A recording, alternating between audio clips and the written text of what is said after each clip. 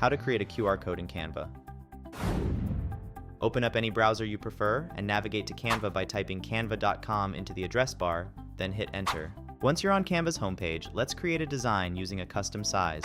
Look for the custom size icon and give it a click. In the custom size settings, set both the width and height to 500. Then, click on the Create New Design button to get started. Now let's find the QR code feature. Head over to the left sidebar, click on Apps, and in the search bar, type QR and press Enter. You'll see a variety of options appear, including some paid ones. But don't worry, there's a free option available. Look for this QR code logo. That's the one we need. Click on it, and you'll be taken to the settings page. In the URL section, enter the web address you'd like to link to your QR code.